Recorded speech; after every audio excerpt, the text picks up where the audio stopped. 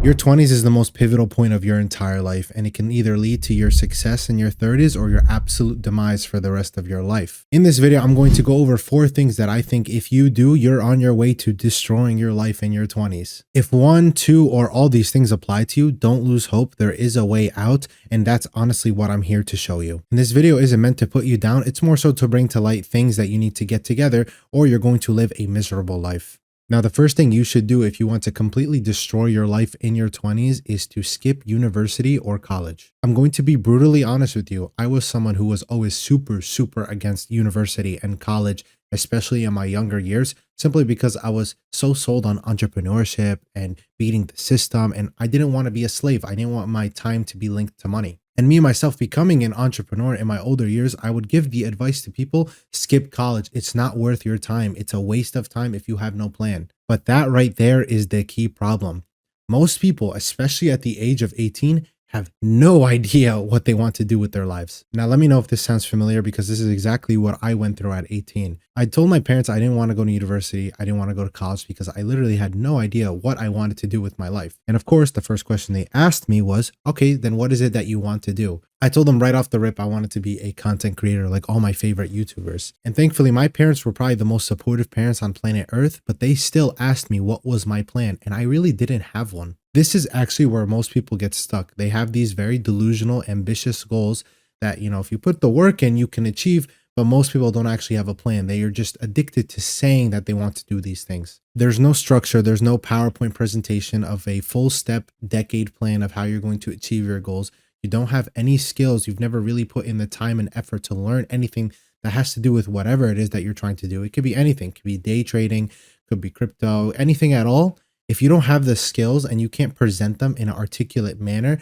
you don't have a plan at all, man. And what it really comes down to is most people just don't want to go to school. They live their entire life going to high school, middle school, and dealing with teachers and crappy essays that they probably all just cheated on. And the hardest truth to realize about this is that most people just want freedom without responsibility, especially at the young age of 18. But that will destroy your 20s. My honest recommendation to anyone who's young right now and decided to skip out on college, you should definitely go back to college, or at least community college. And it's not because the actual degree is going to help you. I mean, it could, but I would use my degree as a paper towel if it didn't mean my parents would disown me. I'm kidding, by the way. My personal experience with university, even though I didn't use my degree, is that it really did give me time to figure myself out. It's a really comfortable buffer between childhood and adulthood that I think a lot of people should experience. And it's definitely a place to find out what you like, what you're good at, and what you're not good at. I think a lot of people, when they think of university or college, is just wasting their time or going to university mindlessly and not really doing it intentionally, just going to parties maybe, or acts of degeneracy. But if you actually use university in the most intentional manner, where to try and meet high value people, or people who think the same way you do, or maybe join a sports team there, or, go to the gym, you can actually get a lot of value from university that you wouldn't get elsewhere. This is why I recommend community college, because it's incredibly cheap. It's really not expensive at all, but it still gives you all the same experiences that maybe a university would give you. Ultimately, your brain is not the same as it is at 18 versus at 22. Forget your life purpose or what it is you want to pursue. You don't even know your personality yet. The truth of the matter is, for me, I ended up going to university despite how much I hate it. And after reflection and looking back at it, I probably would have just been playing video games all day, just telling my mom and my dad that I was going to become a content creator and I was going to make it work. Sadly, it doesn't work out that way. The risks are incredibly high if you actually don't have a plan.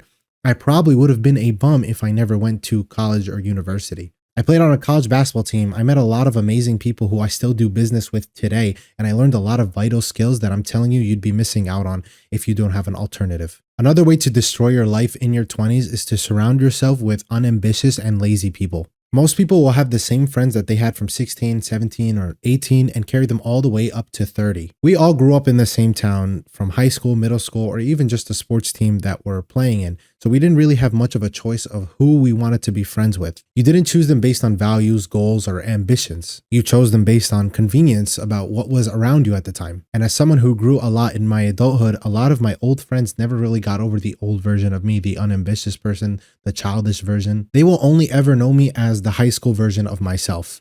And this is probably where a lot of you find problems with. The hard truth is that a lot of our friends start to lose that light in their eyes. They go dim and They lose a lot of the ambition they once had once they realize how hard life really is. And this is not to knock them. Everyone is going through life at a different pace, including you. The problem is not that they're necessarily bad people.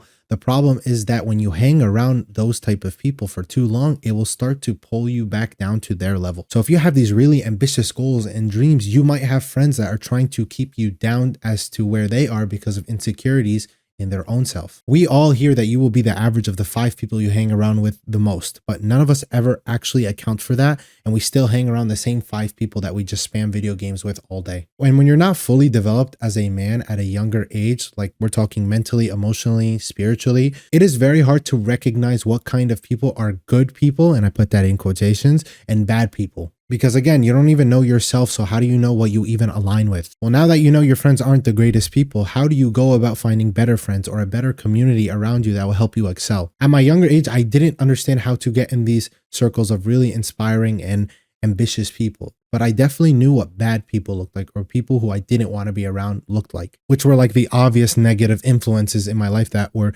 really affecting my mental health. So instead of surrounding myself with better friends, I surrounded myself with better voices, even if they weren't inside of my real life circle. Now, this might sound super parasocial, but I would look at podcasts that agreed with what I agreed with. I would constantly consume high value content, and I would look through content creators that I agreed a lot with. I had the privilege of being able to see what they were fully about through a plethora of content, and they didn't even have to know anything about me. It was a really easy gateway. And through watching these long form discussions or consuming this content, I learned a lot about what real people were doing in their lives away from my local city. I would listen to business talks, spirituality talks. I would listen to pretty much everything, and it would blow my mind. You know, even if my habits were at a lower level compared to what people at a higher level of life were doing, I was still able to somehow, some way connect to people without them knowing exactly who I am. I got to observe their mindset from a distance, and this influenced me. It was basically like choosing a mentor with zero risk. And slowly but surely, you develop into the type of person where high value people also want to be friends with you because they see a lot of value in you. You didn't deal with drama, you didn't deal with baggage, you didn't deal with these negative influences trying to constantly drag you down. You get to develop into a better person so that you can find better company to be around.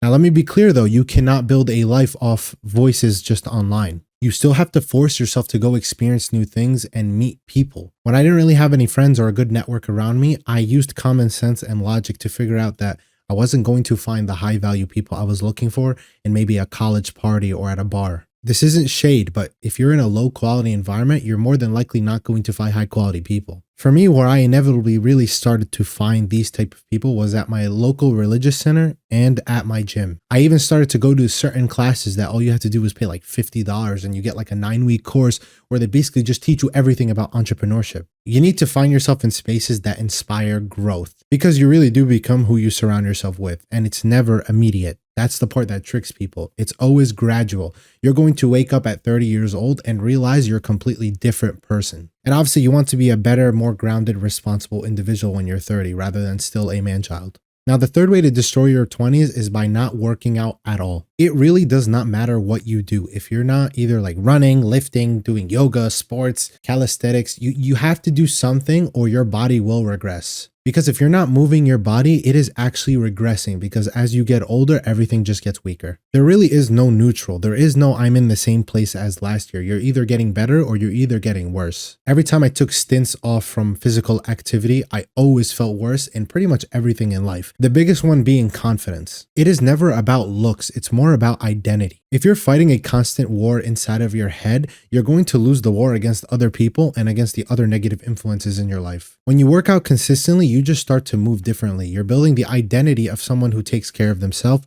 who's healthy, who works hard, who challenges themselves every single day. You know how guys used to go to war back in the day, and you hear like people say this all the time. I think it's a little corny, but this is like your version of war in today's society. When you go into the gym every single day, you should almost feel a little afraid to hit that workout because it should be that challenging. It helps you build routine. There are so many benefits to working out, and you really need to implement this in your 20s because by the time you're 30 or potentially you're settling down with someone, maybe you start to have kids, you definitely want to be the dad that is able to play with their kids, not the one who's constantly sitting on the couch, you know, with a gut, watching TV and can't really do anything for their children. And it really doesn't take that much. I'm not telling you to work out for 4 hours a day. I mean, If you just do 30 minutes of movement a day, just go for a walk or start small, go biking or something, it'll make the world of difference. Because your physical decline will become your emotional decline, and your emotional decline will become your mental decline. And after your mental decline happens, it'll become your spiritual decline. And before you realize it, your brain is all messed up. And the final bonus one that I feel really did change my life the most, and a lot of you will click off the video when you hear this, is not finding God. If you want to guarantee that your 20s are depressing and you want to destroy your life from the inside out, don't even bother looking for God. Because truly, God is what changed my life, having that God consciousness and that accountability. Listen, I'm not here to debate religion. You can follow whatever faith you'd like to follow. I'm a Muslim, and I know for me, it has completely changed how I view everything in my life and has held me accountable and responsible for more things than I can even count. Your 20s are really a year to build who you are and your personality and your identity. You need to figure out your moral compass and your values, and it's very hard to have a firm moral compass without God. Because the best call to action is always going to be doing something for the sake of God. Because why most men end up being extremely arrogant after making a lot of money or getting a lot of girls is because they lose sense of who they are. And the only reason why that even happens is because they're not doing anything for anyone other than themselves. You need to be able to sacrifice and have habits and routines and do something that is bigger than you. If you lose this God consciousness, you become a slave to the world and your own desires. You become a slave to trends. You become a slave to what people think about you. Because at the end of the day, I can literally do whatever I want if God wasn't watching me. Who cares? I mean, at the end of the day, I could cheat someone, I can lie to someone. And the only reason that would even stop me is because it would maybe make me feel bad as a person. Everything becomes shaky and unstable when you don't put the missing piece that is God inside of your life. There's always going to be an empty space inside of your heart that you will try to fill with something, and it'll never fulfill you. You could try to fill that with a wife. You could try to fill that with a girlfriend. You could try to fill it with money. You could try to fill it with a career, gym, friends, achievement, lifestyle. These are all good things, but without proper foundation, it's going to become empty. Because the second one of these things start to fall apart, your entire life will just collapse with it. Listen, a lot of these things your dad probably should have taught you. The world we live in, most men have to figure this out on their own, whether they have a dad or not. Your 20s are such delicate times where these small decisions have such massive consequences that you don't even realize until 4 or 5 years have passed. Your 20s are going to be your foundation. You live them right, you will be set for the rest of your life. If you live them wrong, you will destroy your entire life going forward. But at the same time, you need to be easier on yourself and understand no one has it figured out. If no one has told you this before, you're not behind.